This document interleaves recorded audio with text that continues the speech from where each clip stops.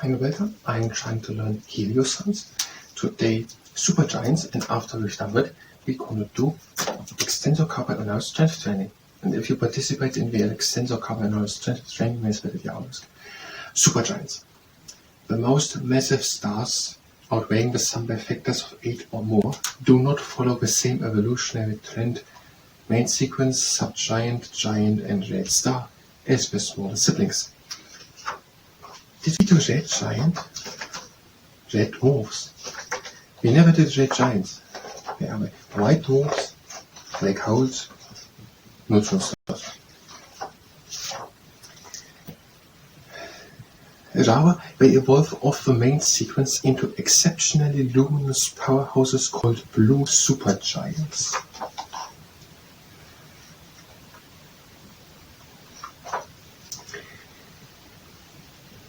These monsters are unimaginably bright, some shining with a brilliance of at least 10,000 sun-like stars, and in some cases up to 1 million. They said here a giant, so a normal star following after its main sequence, subgiant phase where it presses together the core but the outside is still expanding, and now the giant phase where the core is starting to fuse the helium together and now the whole thing is expanding and bursting out the outer layer with the giant. They can be also 1,000 or 10,000 times as bright, but with supergiants, they can have up to 1 million times the brilliance of a normal star. Despite this power and their great mass,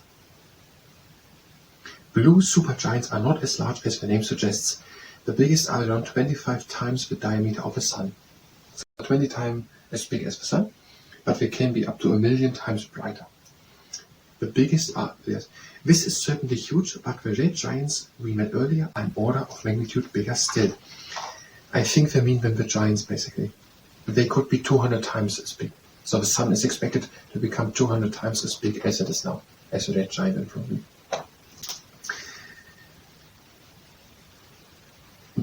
Because, I don't know if I should explain it, I explained in the previous part, so if you watched it, because it fuses together stronger and stronger, the hydrogen in the center is no longer fusing together, has no outward pressure, therefore the core shrinks, therefore the core heats up. If the core is heated up enough to 100 million degrees, it is able to fuse the helium together, having again an outward force. So a giant, that whole thing has now again a massive outward force. The outside is also with the hydrogen burning already expanding in the subgiant phase. That whole thing grows to 200 times its size. These supergiants are just 25 times as big, but up to 1 million times more bright. The difficulty is that in astronomy, terms such as giant and supergiants are used somewhat counterintuitively, not to refer to the star's size, but to its state of evolution. Younger stars, main sequence, are dwarfs. More evolved ones are subgiants, and the most evolved are red giants. A very massive bright main sequence star might be bigger than the more evolved but less massive subgiant.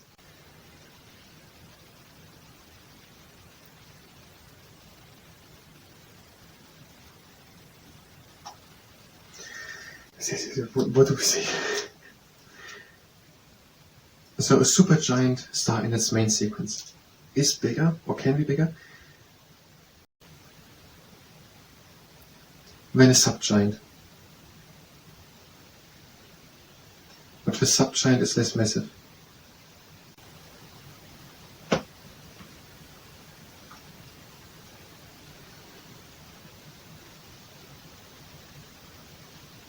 Bigger than a subgiant, but less massive. Whatever. The largest stars, though, I think I know what we mean.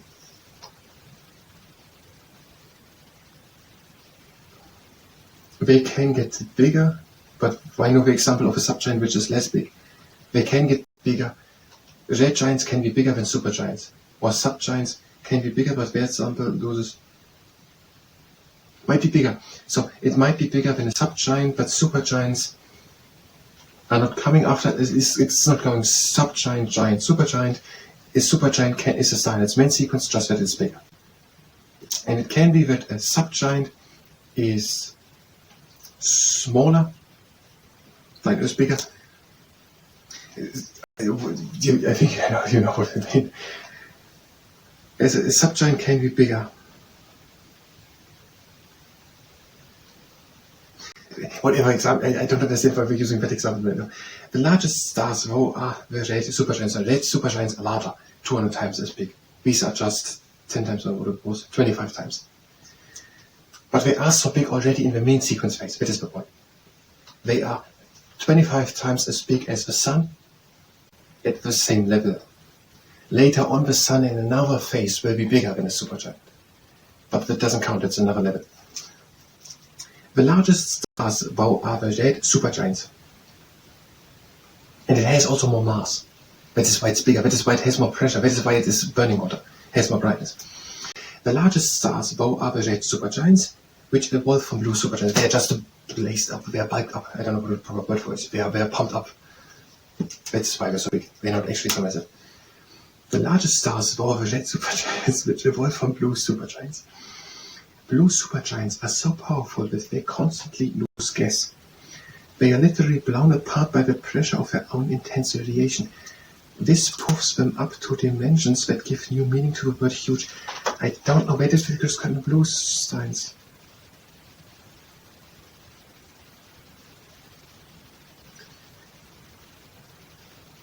Not all giant stars are red. A star, Alcyon, a star in the constellation of Taurus, is a blue giant that has exhausted hydrogen in its core and is swollen beyond its main sequence radius. It's on its way to become a red giant. Blue supergiants are so powerful that they constantly lose gas. It is first the blue supergiant and then the red supergiant.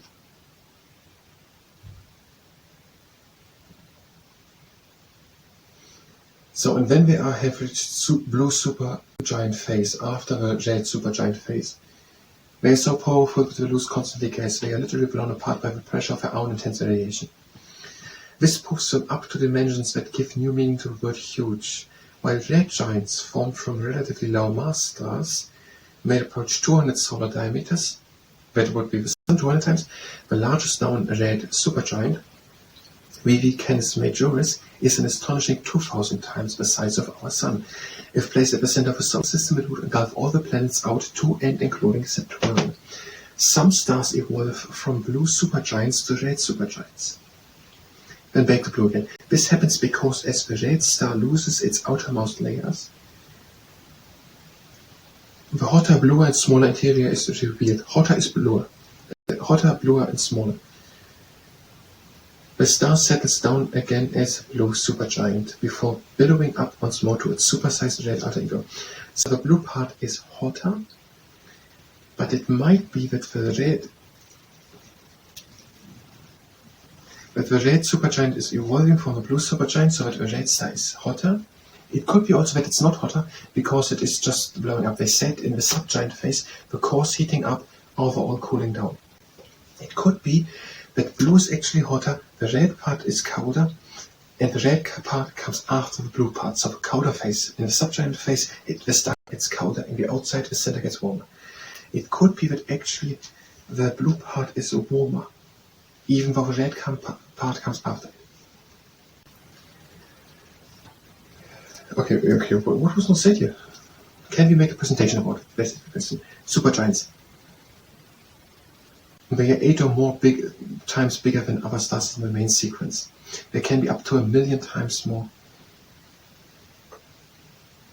They can have 25 times the diameter, the size, can be 1,000,000 times brighter, and are 8 or more times heavier, or have 8 times more mass. And first there are the blue supergiants and then the red supergiants. Blue supergiants, these are supergiants, I think these are the one who confuse helium. I said it to the giants. But the giants can be too, they're doing the same probably, just that they are bigger. That is why we're not doing. It would make sense. Why are we not explaining so in detail what is happening here with the supergiants? Because we're doing the same as the giants, just with another size. What do they fuse directly with helium? Because they're bigger. They said nothing to the heat. Maybe it's all the same, just the size. and then the diameter and the brightness.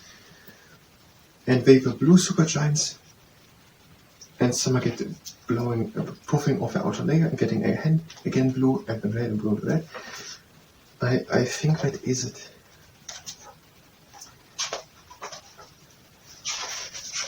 White dwarfs, neutron stars, black holes, B stars.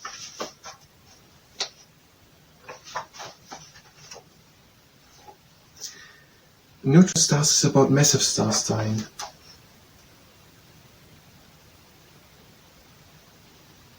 A low mass star, as we have seen, becomes a red giant and sheds its outer layer to form a planetary nebula.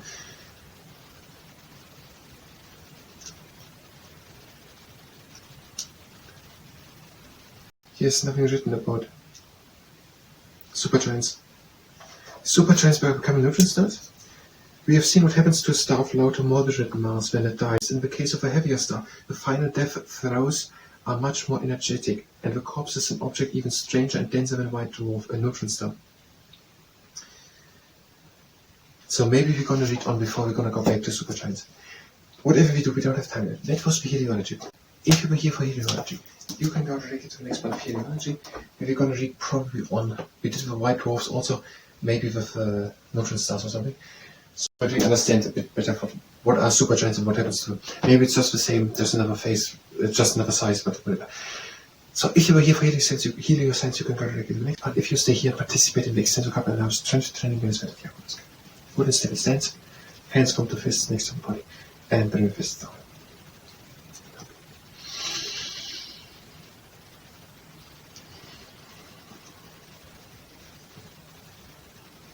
And now fists up. We are having 3 rules. The first rule is that we're stopping immediately as soon as there's pain. The second rule is that we're going only as far as we can go with a little bit of effort. And the third rule is that we're not overdoing it. We just want to strengthen, not to exhaust. You're going to use a towel, a t-shirt, or a sock. Press onto it and down. Press evenly with all 5 fingers. Again up. And up.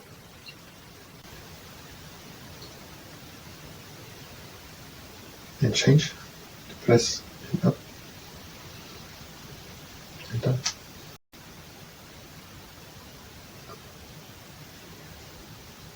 And up. And change again, press and bring to the outside. Again, all painless, only as fast as it goes. Just strengthening, not exhausting. Out.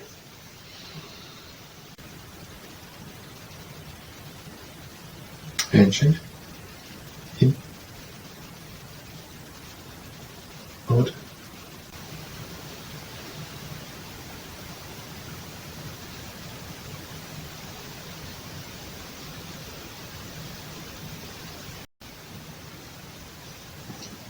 And now press on top, holding and down.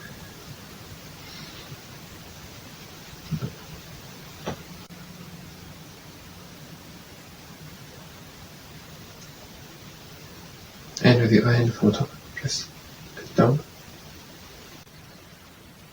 And